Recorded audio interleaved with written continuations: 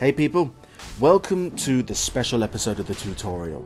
We've come a long way learning about different roles and positions. By now we should have learned the basics about supporting and offlaning and ganking. Now it's time to level things up with probably the most important role in the game, carries. We will go in depth with all the tricks and tips related to position 1. We'll also tell more details about the easiest heroes to play with.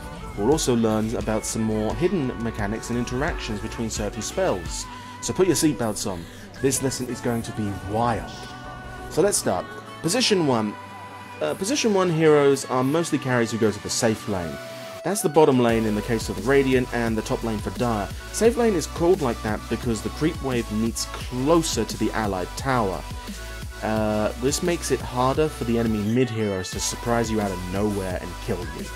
The main goal for position 1 heroes is to farm. Farming means getting the gold from your enemy creeps. If you deliver a killing blow on the enemy creep, it drops a small amount of gold, which quickly adds up.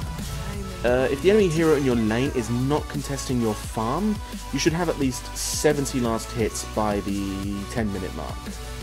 Most of the time, carries are useless during the early stages. They're also really easy to kill, so they make juicy targets for the enemy team. That's why you should always have at least one support in your lane, or 2 if you want to secure the maximum farm. The idea of these heroes is to farm as much as you can in order to secure a few big items and become the ultimate weapon. Midas is one such item which helps a lot with this.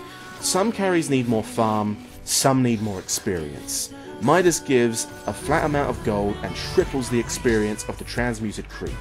If you end up near the jungle camp and you see a small creep there, use a Midas on it. If you need more gold, instead of giving you only 20 gold, the creep will give you 190 gold. But if you need more experience, use the Midas on larger creeps. However, the earned gold drops it significantly, because in other words, if you killed the large creep in a normal way, it would give you around 90 gold. Using the Midas on it will only give you 100 more gold, in comparison to 170 gold if used on a small creep. So prioritize depending on what you need the most. Like we said, some carries need gold, some need items, but they always need both of them. But some heroes need something more. Take Anti-Mage for example. His first skill burns mana, second skill gives you a blink ability, and third gives you some magical resistances. However, once you max out your first skill, it will never burn more mana than it says it will. Still, there's a certain item called Mantra, which creates the illusions of your hero. And yes, these illusions can also burn mana. Suddenly, you have a skill which is 3 times as powerful as the maxed out one. Then you have a hero like Phantom Assassin. This hero needs to max out her massive critical strike ultimate as soon as possible. She doesn't need damage items or attack items in the early or mid stages of the game. She needs experience, and her skills will do what items can't.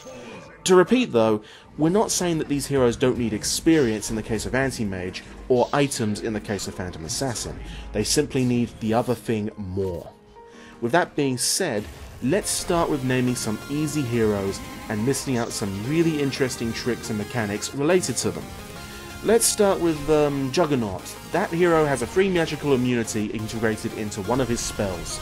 Magical immunity is what carries need the most. I often see players who prioritize damage items over some magical immunity. This means that these players can potentially suck up a single and most basic stun, get out of position and get killed. Nobody will care about 5 different damage items in your inventory if you can't land a single hit because you're being focused with stuns and disables. You can also use your spin and teleport out without the fear of getting disabled. You can also hit other magical immune units such as buildings while you spin. You can also hit buildings during Omnislash in the case that enemy units are close to it. Omnislash can, given that you have enough attack speed, apply item effects such as Bash or Chain Lightning. Let me give you one general tip in case you're laning against Warlock. He's able to place fatal bonds on you and your other creeps. Any damage received by the connected unit will transfer a portion of it to all other connected units. This means that you can easily kill yourself if you try to deny a connected creep while being on low HP. So be careful about that. While we're already talking about Fatal Bonds, let's mention a special interaction with Blink Dagger, since some carries almost always go for that item. If you're connected with Fatal Bonds and you have Blink Dagger, it won't get disabled by the damage done through the damage transfer, so keep that in mind. And also, let's say that you play with Medusa on the safe lane against a Necrophos.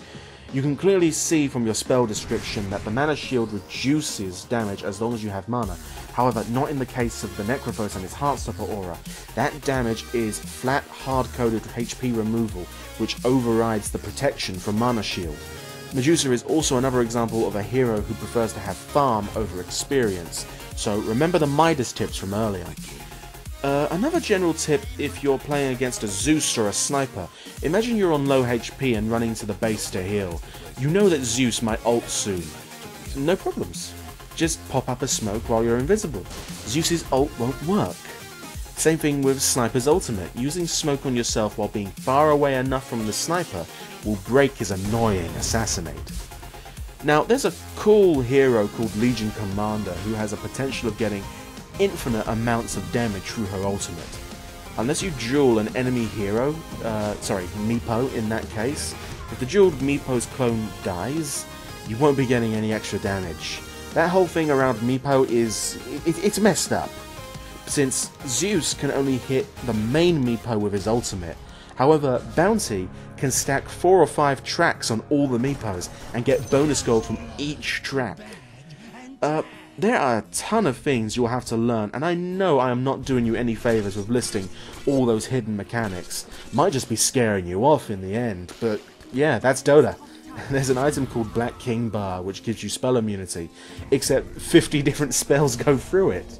My spell that's doing 400 damage? Nope, you forgot to take into account the natural magical resistance, or any other form of extra resistance from items. Suddenly, your spell only does 250 damage, unless we're talking about pure damage type, which doesn't get reduced. It's a crazy world, but that's exactly what hooks you in. So see you soon with another tutorial where we are going to share even more tips and tricks. This is Ben, take care.